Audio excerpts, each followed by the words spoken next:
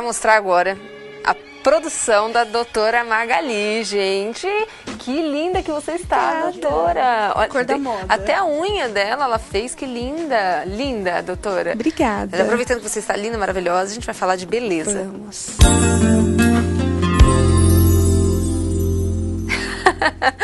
É isso aí, doutora. Vamos falar sobre queda de cabelo. Da onde vem essa bendita queda de cabelo? É genético, não é? É estresse? O que causa queda de cabelo? Então, Marcela, é um pouquinho de tudo, né? Existem vários padrões de queda de cabelo, né? O padrão mais conhecido é a alopecia androgenética. Esse é o nome científico, né? Esquisitíssimo, né? Então, ela pode ter padrão feminino e masculino, que é aquela calvície que os homens têm, né?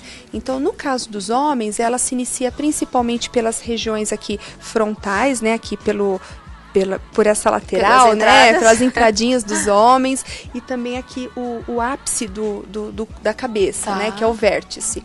Esse é o padrão masculino, né? No caso da mulher, ela também pode ter esse tipo de queda de cabelo, só que é um padrão mais difuso, pega toda essa região frontal do couro cabeludo. Esse é o genético que você está falando? Isso é uma queda genética. Agora, temos outros padrões de queda de cabelo que não necessariamente são genéticos, né? Então, a alopecia androgenética é determinada geneticamente e começa aí por volta dos seus 25, 30 anos, né? Os primeiros, então, a queda de cabelo começa com 25 anos? Por volta, começa a cair, mas como a gente tem muitos folículos pilosos, a gente só vai observar mesmo que tá caindo e tá ficando com falha lá por volta dos 30 anos, mas começa cedo. Eu tenho amigos de 18, 20 anos com falhas. Sim. Isso é reversível? Não é tão comum a história do seu colega, né? Que com 18 anos já tem área de falha, tá calvo. Mas não é reversível. Quando tá careca, não é reversível. A não ser que ele faça um transplante capilar, né? Que são folículos pilosos, são cabelos do próprio organismo que são transplantados para essa região de falha, e também existem medicações que o paciente vai ter que usar para o resto da vida. Nossa. O ideal é o seguinte, Marcela, a pessoa observa que está com a queda capilar e já procura o médico para diferenciar a queda transitória, que é a que nós iremos falar ainda, da queda genética, cujo tratamento é diferente. Entendi. Né?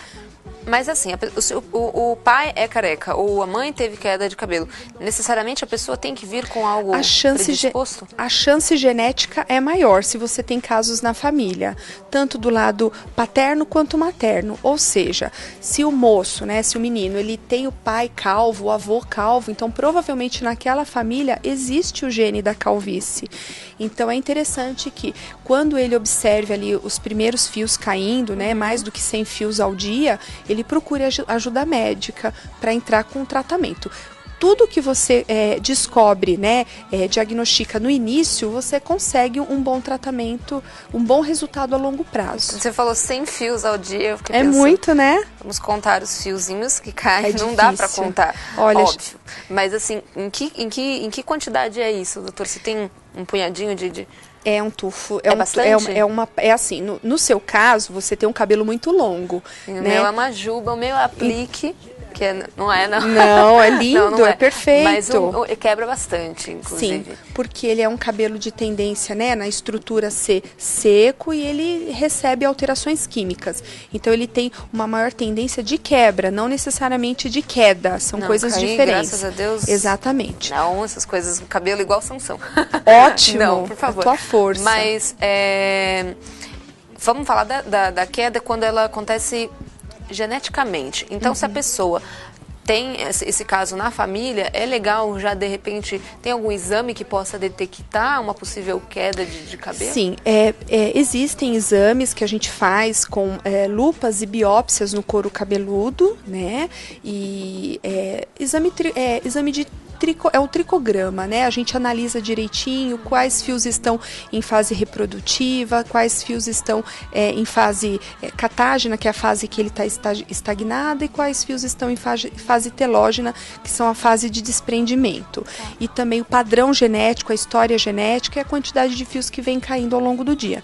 Então, assim, você faz o diagnóstico e já inicia o tratamento, né? É importante diferenciar essa queda de padrão genético da queda de padrão, assim, evolutivo mesmo do fio de cabelo, porque, assim, nós temos por volta de 85% dos nossos cabelos em fase de crescimento. Tá? 14% 85% em fase de crescimento, 14% em fase de desprendimento, de queda, é natural, e 1% em fase de estagnação. Eles estão parados, não estão nem crescendo e nem caindo, né? Então é a fase anágena, catágena e telógena, são nomes científicos. Crescendo no sentido comprimento. Crescendo. Se você não vai, cara, sair mais cabelo de canto nenhum. Se você não perdeu. Não, às vezes ele pode voltar. Com o tratamento ele pode voltar. No caso dessas alopécias androgenéticas, os medicamentos podem fazer voltar alguns fios que ainda o folículo piloso é viável, que as células ali do folículo piloso, da raiz, são viáveis. Com o tratamento ela pode voltar a nascer. Agora, se essa raiz ela já não for viável, não vai mais nascer. Mas a gente pode evitar a queda de outros fios, tá? Então, quando a gente tem mais do que 14% dos pelos em fase telógena, em fase de desprendimento, nós temos um outro padrão de queda de cabelo chamado eflúvio telógeno, né? São os nomes científicos. São péssimos. Mas então, assim, para recapitular, alopecia androgenética feminina masculina e a outra, que é de padrão genético, e essa outra queda de cabelo que não é genética, que é o eflúvio telógeno. É super comum, principalmente nas mulheres que ganham os bebês, né? Isso. Ganhou o bebê, perde cabelo. Exato. Eu vou te explicar direitinho como ocorre isso. Então, mulheres que ganham bebê, pessoas que passam por procedimentos cirúrgicos, por também estados de estresse intenso, ela entra nesse eflúvio telógeno. Então, mais do que 14% dos pelos estão se desprendendo. Geralmente, isso dura aproximadamente 3, 4 meses, né? Então, o que acontece? No período de gestação, a mulher tem um pico hormonal, né? Então, o cabelo fica naquela fase anágena, a fase de reprodução. Então, o cabelo fica bonito, viçoso, cresce. Muitas vezes também no período gestacional a gente usa vitaminas, sulfato ferroso. Tudo isso contribui para o cabelo na fase gestacional ficar bonito e crescer bastante. Quando a mulher ganha o bebê, os níveis hormonais baixam. Juntamente com isso, os níveis da ferritina, que é uma enzima carreadora de ferro, é meio complicado, mas os níveis de ferritina, eles baixam. Entendi. Então, o que acontece? Diminui o hormônio, diminui o ferro do sangue, o cabelo cai. Entendeu? Mas dá então para dosar isso? Dá, então. Quando o paciente observa que a queda está além do normal, que ela já está ficando com o cabelo muito ralo, muito fraco, ela procure ajuda médica, né, de um dermatologista, porque provavelmente o médico vai fazer alguns exames para descartar outras possibilidades, outras doenças, como da tireoide, por exemplo, que também pode fazer o cabelo cair. Mas ele vai pedir um exame chamado ferritina. Se a ferritina tiver menos de 80 miligramas por decilitro, o médico vai introduzir sulfato ferroso e outros complementos vitamínicos, né, vitaminas e minerais, e aquele cabelo vai parar de cair e vai voltar a crescer, mais ou menos daí a 2, 3 meses. Esse mesmo processo acontece para quem passou por processos de quimioterapia? Sim, é um eflúvio, só que a gente chama de eflúvio anágeno. É um outro tipo de queda de cabelo. Tá. Nesses casos, é porque essa substância, né, o quimioterápico, ele faz toda a célula que está em franca reprodução, no caso, a célula do cabelo que está em reprodução, ela para de se reproduzir. E entra numa fase chamada telógena, que é a fase do desprendimento. Entendi. Tá bom? E quais são os hábitos que nós mulheres temos homens também que provocam a queda de cabelo. A gente que clareia, que descolore o cabelo, faz tintura, isso provoca a queda de cabelo? Provoca quebra, né? Quebra, não queda. Não a queda, né? Tá. O que acontece é assim, o uso de alisantes, descolorantes, o formol hoje em dia é proibido, sim, né? Existem outros alisantes permitidos pela vigilância sanitária. Quem já fez algo com formol pode ter algum resquício, algo que tenha provocado na raiz? Não, o formol ele é perigoso porque ele pode ser cancerígeno, né? Não só para a pessoa que usa com constância, né? Isso são anos e anos de uso, não é uma aplicação significa que o paciente vai desenvolver um câncer, não é isso. Mas ele é perigoso também para o profissional da área, né? Da estética, que está lá usando todo dia o formol, ele está inalando, aspirando aquela substância, isso pode ser cancerígena para o trato respiratório desse profissional, né? E o formol, ele também é um potente alergênico, ele pode causar alergia no paciente e também no profissional. Por isso que ele foi tirado de circulação. Ele não está totalmente proibido, tá? Porcentagens baixas de 0,2%, 0,3% são permitidas pela vigilância sanitária. Porém, não são porcentagens que propiciam um bom alisamento do cabelo, tá? Existem outras substâncias que estão liberadas que têm um efeito melhor do que esse 0,3% do formol, tá?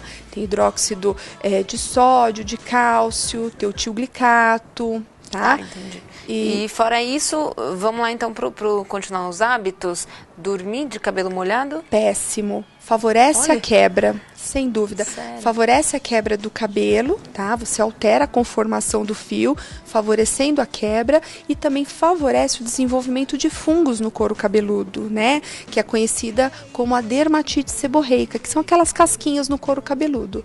Então não é conveniente que a pessoa durma com os cabelos molhados e nem que os prenda molhados. E excesso de sol? Sim, o sol faz mal. Assim, o excesso, né, faz mal não só para o cabelo quanto para a pele, né? Então, o que a gente orienta? Praia, piscina, lave os cabelos após, né, a exposição à água do mar ou a exposição da piscina e use um hidratante sem enxágue. Espere o cabelo secar e aí coloque um chapéuzinho, fique embaixo da barraca, fique na sombra. O sol também pode favorecer ressecamentos, descoloração do cabelo, desidratação, pontas duplas.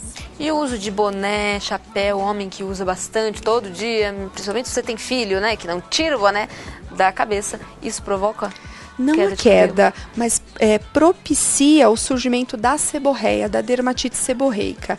Então, muitas vezes, eles usam esses, né, adornos, o boné, o chapéu, para disfarçar uma calvície, né? E aí sim, fica muito tempo abafado, vem a seborreia. Mas o boné não causa queda de cabelo. Eu sempre achei, inclusive já ouvi minha mãe dizer isso muito, que as pessoas que usam mito, abafa, né? Isso, abafa, então propicia o desenvolvimento dessa seborreia no couro cabeludo. O que acontece é que os mocinhos aí começam a ter esse padrão de alopecia androgenética, né, que é essa calvície genética, e eles começam a usar o boné para disfarçar a calvície. Entendi. Mas não que a calvície tenha sido desencadeada pelo boné. É o inverso, ele usa o boné para disfarçar a calvície. Entendi. Esses shampoos anti-queda, essas coisas anti-queda, agem na raiz do cabelo ou é algo para disfarçar quebra? Exatamente. A gente tem que ficar atento nessas duas palavras, quebra e queda, né? Nenhum shampoo vai fazer seu cabelo parar de cair. Isso é um manipulado? Mito. Não. Existem soluções tópicas que estimulam a suspensão da queda do cabelo, né? Mas não é em shampoo. Via oral. Não é existe produto tópico e via oral para evitar a queda do cabelo. Shampoo só serve para lavar o cabelo, tá? Então, assim, não adianta ser shampoo vitaminado, ele não vai fazer o seu cabelo parar de cair. Isso é um mito que existe, tá? Ele pode melhorar o condicionamento do fio. Então, ele deixa o fio mais brilhoso, esteticamente mais bonito, né? Hidratado. Ele evita as pontas duplas. O shampoo só serve para lavar e hidratar o cabelo. Ele não vai fazer o cabelo parar de cair. Agora, em relação à quebra, existem shampoos que são enriquecidos com alguns óleos, como óleo de silicone, óleo de argã. Então, ele evita a quebra do fio, principalmente nas pessoas que têm um fio, um cabelo ressecado, alterado quimicamente, seja alisado ou seja descolorido. É interessante usar um shampoo anti-quebra. Quebra. São shampoos enriquecidos com vitaminas e óleos essenciais. Então tá, então para terminar, ok, apresentou uma determinada queda de cabelo, dá para tratar? Dá, todas elas dá para tratar. Basta você reconhecer que está com um problema. Mas tratar que eu digo no sentido de reverter a situação, ou apenas estabilizar? Existe, se você pega bem no comecinho, você consegue reverter. Se você deixa passar um pouquinho, você consegue estabilizar. Tem algum alimento, alguma vitamina que a gente possa ingerir, até para que evite isso? Não sei se a gente entende isso ou não, né? A gente às vezes não nem imagina e acaba tendo, mas o que dá para a gente ingerir? Bom, a principal delas é o ferro. Então, as pessoas que têm problema com carne vermelha, né, os vegetarianos principalmente, eles têm que recorrer a alimentos ricos em ferro, como brócolis, berinjela, espinafre. Quem não tem problema de comer carne vermelha, capriche na carne vermelha pelo menos 3 vezes por semana, ou fígado, tá? Alimentos ricos em vitamina B, também interessante, como derivados do leite, vitamina C, vitamina E, então frutas cítricas, o ômega 3 é interessante também para o cabelo. O ômega 3 a gente encontra em peixes, em azeite, a gente encontra em azeitonas. Esses tratamentos para a queda capilar são rápidos os efeitos ou demora? Não, são a longo prazo na maioria das vezes. Sim, são tratamentos feitos em consultório, em casa? As duas coisas, tanto em consultório quanto em casa. Perfeito, é isso aí. Essa foi a doutora Magali aqui desvendando esses mistérios e mitos, inclusive, sobre queda de cabelo, né, doutora? Muito obrigada, adorei. Eu que agradeço, Você está linda, eu estou babando aqui, tenho certeza. Estou à sua altura. Ah, tá. Estou tentando. Tá bom. Obrigada, doutora. Deixa o seu contato pra gente, por favor. Perfeito. Clínica Dermatolux, fica na Rua Barão de Jaceguai, número 1621, e curtam a minha fanpage no Facebook, Dermatolux. Muito obrigada. Obrigada, doutora. Obrigada, Marcela. Espero que você tenha ficado de olho em todas as dicas e vamos evitar, né? Vocês têm predisposição a ter, também faz um tratamento, faz um exame que é muito bom prevenir para não remediar. É isso aí. Tô indo para um comercial, já volto.